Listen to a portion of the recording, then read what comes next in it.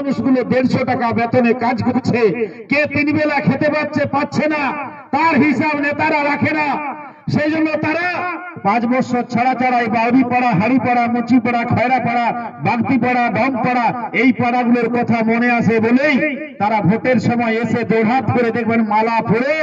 ভিক্ষা চায়, ভোটটা দিবেন, আমি আপনাদের এই লোক। আর যত বাউরি হাড়ি ছোট জাত বলে যাদেরকে গালিগালাজ করে, তাদের খাটে বসে তাদের ছেলেগুলোকে কোলে নেয়, তাদেরকে আদর করে, কি না আমি এই বাউরিদের মতোই মানুষ, আমি এই হাড়িদের মতোই মানুষ, আমি বাগদিদের মতোই মানুষ, আমি খয়রাদের মতোই মানুষ, আমি অন্য কোন জাতির মানুষ নই। আমাদের মন ভুলানোর জন্য, আমাদের মূল্যবান সম্পদটা কেড়ে নেওয়ার জন্য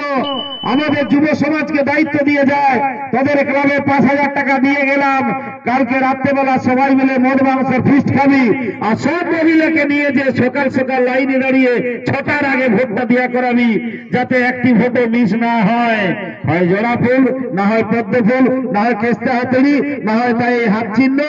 তাদের সমস্ত নেতারা এই যুব সমাজটাকে বলে দিয়ে মাথা হাত বুলিয়ে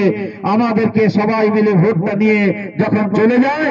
ভোট বেরানোর পরে আর আমাদের এই ছেলেদের কথা মনে থাকে না। একবারও যদি যায় কেউ, তখন আত্মার টিকিটাও পাওয়া যায় না। সে জানে এখন আমার কাজ হচ্ছে, আগে যা কাজ ছিল এদেরকে ভুলিয়ে ফুসলিয়ে মাতাল করে মদ খাইয়ে ভোট নেওয়া, এখনকার কাজ হচ্ছে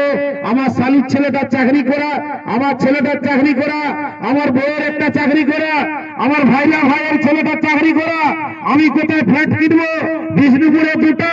না কলকাতায় 4টা, না দিল্লিতে 3টা, তার হিসাব করা। সেই জন্য সে সেই হিসাব নিয়ে ব্যস্ত থাকে, আমাদের মতো গরিব মানুষগুলোর কথা তার মনে থাকে না। সেই জন্য আমরা এই বঙ্গীয় দলিত অধিকার রক্ষা মঞ্চ যে সংগঠনটা তৈরি করেছি, আমরা দেখেছি যে আমাদের মতো বাউরিরা ছাড়াও এই হাড়ি, মুচি, ডম, খয়রা, লোহার, বাগতি, সাঁওতাল থেকে শুরু করে যে সমস্ত দলিত সমাজের মানুষ আছে, তাদের পাশে দাঁড়ানোর মতো কোনো লোক নেই। তাদেরকেও ভুল পথে পরিচালনা করে আমাদের এই সমাজের মতোই তারা অত্যাচারিত হচ্ছে, নির্যাতিত হচ্ছে, শোষিত হচ্ছে, বঞ্চিত হচ্ছে, কোনোদিন তাদের পাশে কেউ দাঁড়ায়নি। সেই জন্য আমরা এক মঞ্চে তাদেরকে আহ্বান করেছি যে আমরা নিজেরা বিভেদ তৈরি না করে আমাদের যে ক্ষমতা, সেই ক্ষমতা অধিকারের লড়াইয়ে আমাদেরকে সামিল হতে হবে। তাই কোন রকম কারো কথায় পরিচিত না হয়ে, কোন রাজনৈতিক দলের গোলামি না করে, পিছনে সারিতে বসে না থেকে, চামচাগিরি না করে, লোকের অত্যাচার নির্যাতন সহ্য না করে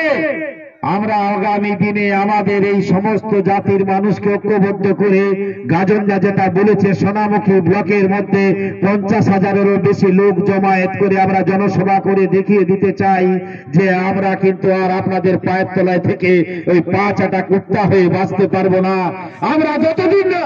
আমাদের এই অধিকার, আমাদের মৌলিক অধিকার, আমাদের সম্মান, আমাদের ঐতিহ্য,